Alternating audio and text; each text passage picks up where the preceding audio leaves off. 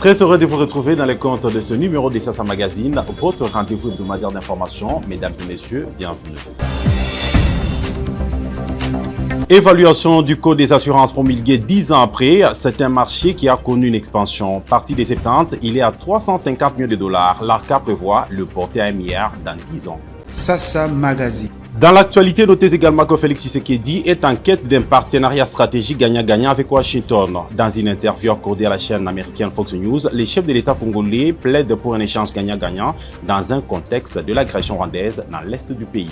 Sassa Magazine. Enfin, une tête d'érosion menace de couper en deux le chemin de fer en pleine ville de Kananga. Cette érosion progresse sous l'œil impuissant de l'autorité locale. Les habitants de Kamukongo lancent un SOS. Voilà tout pour les sommets.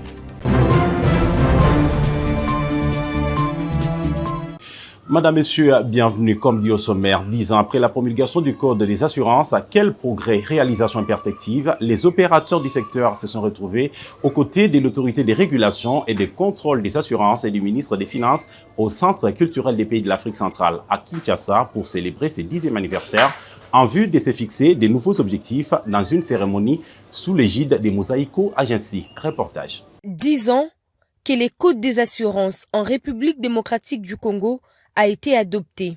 Une décennie illustrée par des réformes, la libéralisation du marché et des ambitions de croissance. Ce mercredi, la célébration de cet anniversaire a réuni dans la salle des spectacles du Centre culturel et artistique de Kinshasa les acteurs clés du secteur, du gouvernement aux régulateurs, autour d'un bilan et des perspectives prometteuses pour l'avenir. Le Code des assurances, adopté en 2015, a posé les bases d'un secteur désormais régulé.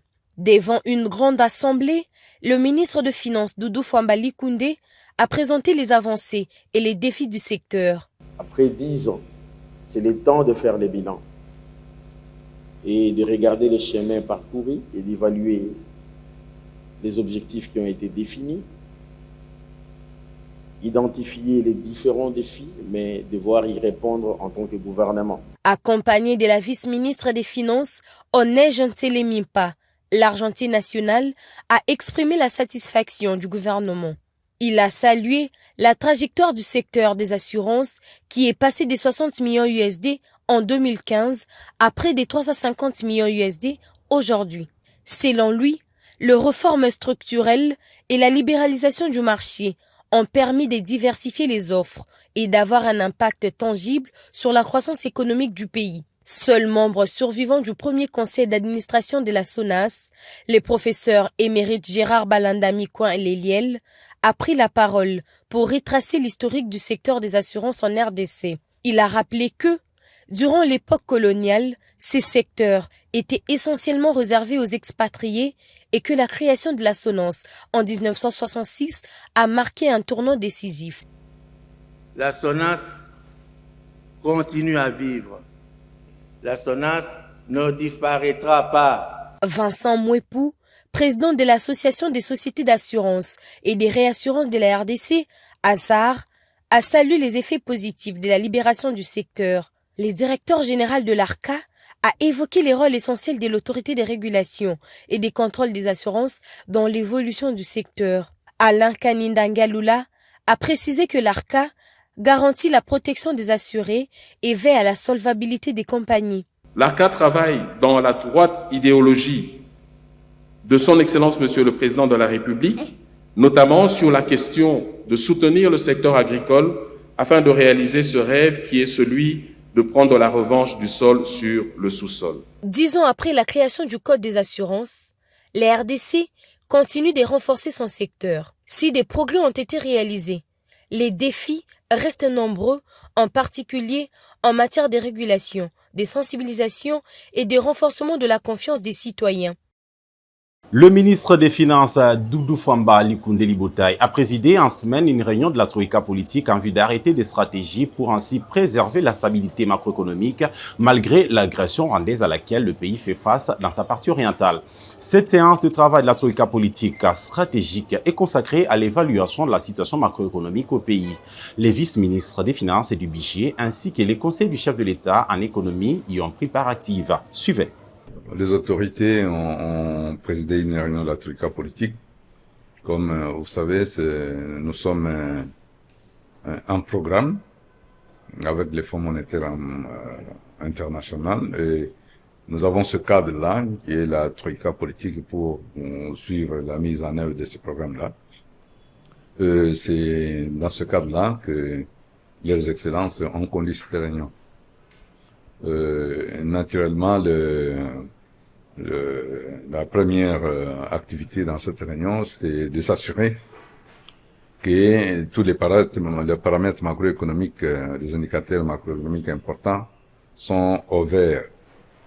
C'est l'exercice qui a été fait et on a constaté effectivement que la stabilité se maintient en dépit de la situation de la guerre. L'inflation est maîtrisée et les taux d'échange est resté stable. Ce n'est pas de la génération spontanée, ça c'est la résultante d'une gestion rigoureuse, de l'harmonisation de politiques budgétaires et monétaires. Et donc, les autorités ont recommandé que cette harmonisation se poursuive pour garantir que on ne puisse pas déraper. C'est dans cette perspective qu'ils ont demandé que toutes les dispositions soient prises pour que la stabilité soit maintenue. Dans une énième initiative diplomatique, le président de la République poursuit ses démarches à l'international pour attirer l'attention des grandes puissances et plus particulièrement celle des États-Unis d'Amérique. Après ses interventions dans les journaux français Le Figaro et l'américain New York Times, c'était au tour des Fox News, la chaîne américaine influente, d'accueillir Félix Tshisekedi pour une interview spéciale en visioconférence.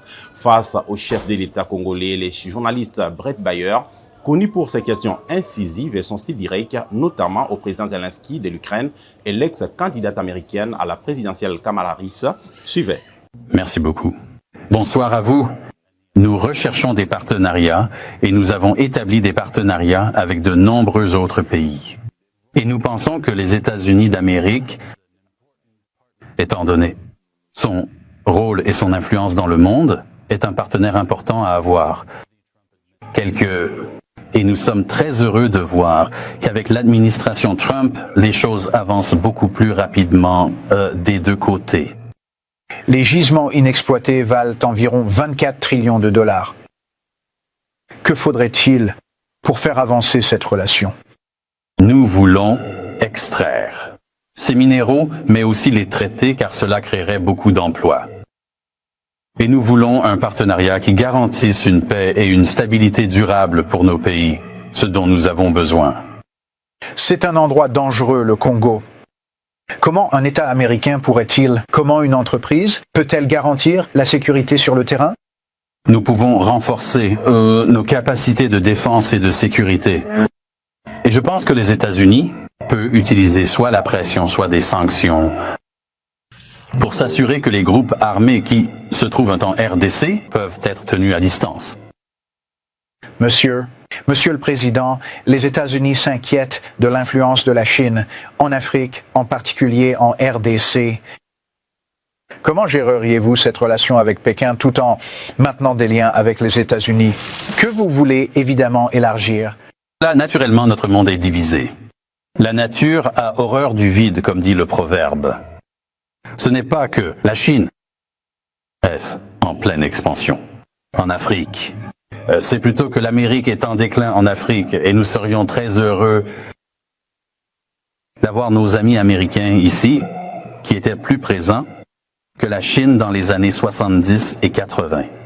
Nous avons vraiment beaucoup à offrir. Et tout ce que nous demandons, c'est vraiment une opportunité de vivre en paix. C'est un véritable coup de pioche aux travaux de construction d'infrastructures routières dans la province de l'Ituri. Ces secteurs prennent de plus en plus un élan considérable pendant cette période de l'état des sièges. 2 usines, vous en doutez, de concassage et de fabrication de bitume viennent d'être installées à Bunia. Reportage. La stabilité de la situation sécuritaire en ville de Bunia et ses environs, à cette période de l'état des sièges, a amélioré les climats d'affaires et a attiré des entrepreneurs à Ituri. Pour lier l'utile à l'agréable, des gigantesques usines de production des bitumes et des concassages sont installées. L'une appartient à l'entreprise Mogabaon de l'opérateur économique Joseph Eli Akilimali, située à plus ou moins 100 km au sud de la ville de Bunia. Celle-ci se démarque par la modernisation de la voirie urbaine. L'autre par contre, récemment implantée, est celle de l'entreprise Good News Africa, installée à Boudana. Nous sommes au groupement Tséré, une dizaine de kilomètres au nord-ouest de la ville. Elle a une capacité de produire 120 tonnes de bitume par heure. La cérémonie d'essai de ces machines a eu lieu le week-end dernier, en présence du directeur général de la dite entreprise, Baemou Kabassara Aurélien.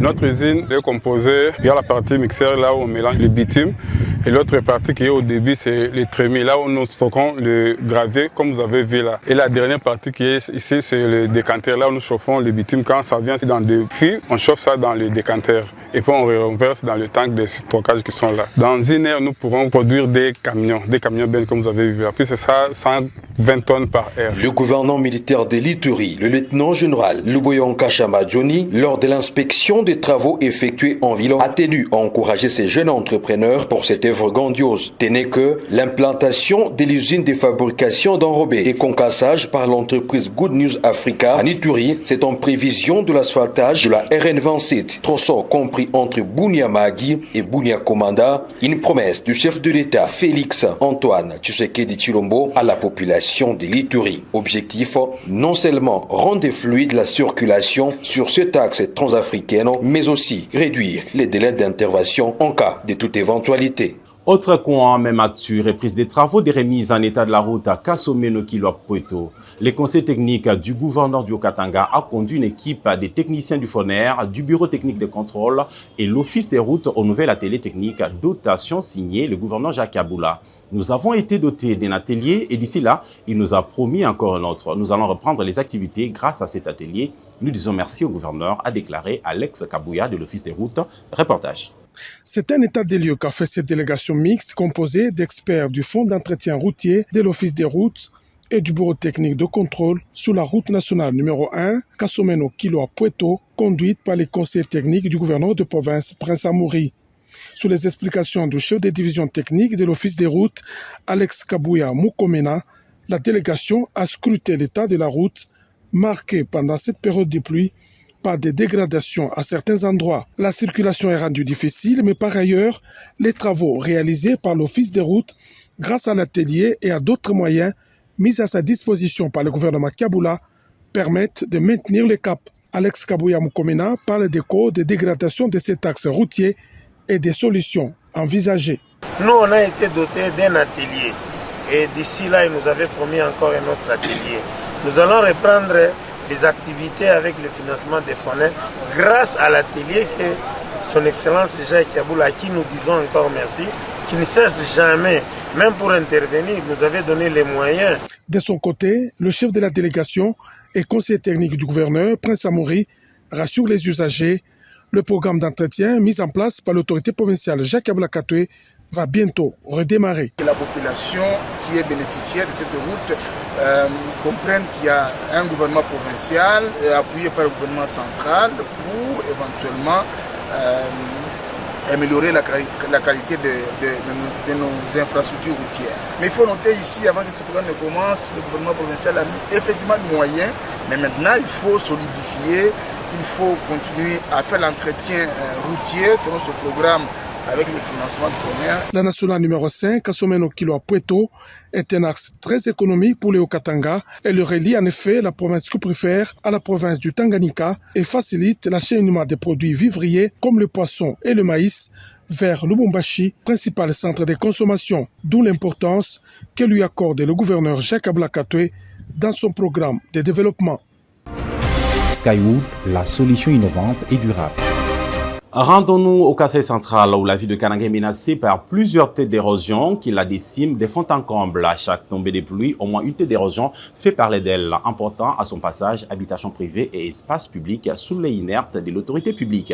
C'est l'érosion de Kamoupongo qui fait partie d'elle et les riverains en appellent à l'implication urgente du gouvernement central pour ainsi sauver cette métropole qui existe depuis l'époque coloniale. C'est un dossier signé Freddy Mlion-Boboué et Anastasie Mimbolo suivant. À Kamoupongo, au Kasaï central, la terre s'effondre. Une érosion géante grignote les quartiers Kamoupongo, emportant tout sur son passage. Déjà, le rail du chemin de fer sont endommagés. Prochaine cible, l'aéroport national de Lungandu. Ici, les habitants impuissants assistent au désastre. Nous souffrons à cause de cette gigantesque érosion. Nous n'avons pas de route. Que l'État puisse penser à nous en éradiquant cette érosion parce que nous n'avons pas de route et les rails sont attaqués. Il n'y a pas moyen que l'État intervienne pour nous. Cette érosion a causé d'énormes pertes. Les rails pouvant m'aider sont dérangés, nos maisons sont englouties par cette érosion. Le président avait parlé de l'attaque d'érosion, mais ceux qui travaillent ne veulent pas engager un grand nombre. Très peu engagés, mais incapables de travailler pour arrêter l'évolution de cette érosion. Ils n'ont pris que 10 personnes. Sauront-elles travailler comme il le faut à cette allure de pluie? La colère monte face à l'inaction des autorités. Maître Innocent Bakadi, défenseur des droits publics et humains. De toutes les façons, laisse-moi vous dire que moi je déplore le silence des autorités parce que nous sommes en train d'assister à l'évolution de cette érosion. Bon, à ce stade déjà, j'ai trouvé qu'il y a les amis de Safimex qui sont sur terrain. Moi je pense que nous ne sommes pas à un stade où il faut laisser la responsabilité à une seule personne. Maintenant, c'est devenu une priorité des priorités. Les appels à l'aide se multiplient, mais sur le terrain, les travaux d'urgence avancent au ralenti.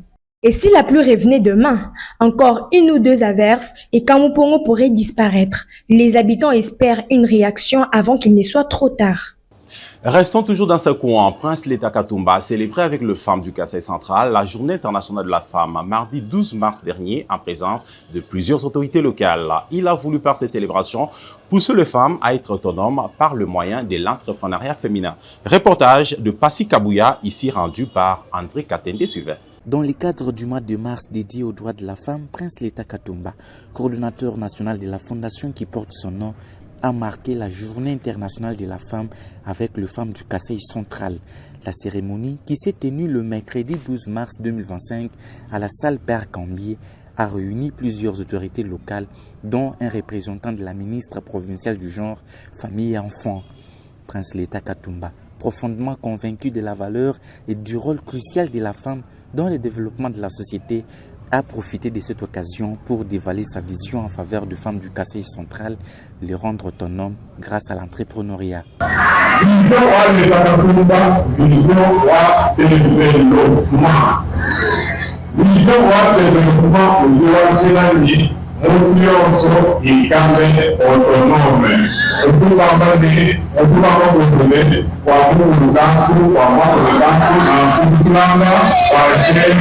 Pour concrétiser cette vision, il a remis deux machines à coudre aux femmes ayant suivi une formation en coupe et couture pendant 6 mois au sein de sa fondation. Ce geste a été un motif de grande satisfaction pour les bénéficiaires qui ont exprimé leur gratitude envers Prince Leta Katumba pour l'intérêt constant qu'il porte à leur épanouissement.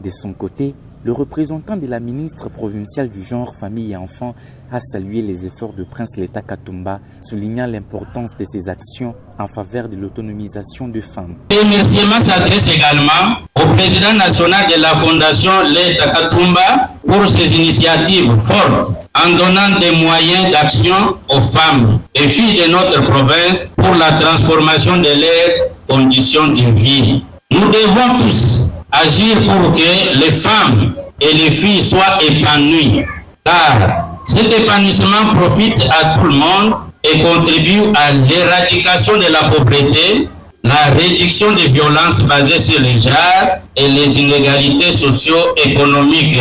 L'activité de ces jours revêt un caractère essentiel, surtout qu'elle se réalise en marge de la commémoration du mois de mars, qui est celui de la reconnaissance des droits des femmes comme droits humains. Leta Katumba a également promis la poursuite de ses efforts avec l'organisation de nouvelles formations professionnelles pour les femmes dans le but de renforcer davantage leur autonomie et leur indépendance financière. Ça n'est complètement fini pour ce numéro de Sassa Magazine. Merci d'avoir été des milliers à nous suivre sur différentes chaînes partenaires. L'info continue sur notre site internet www.sassamagazine.com. sasastudio.net.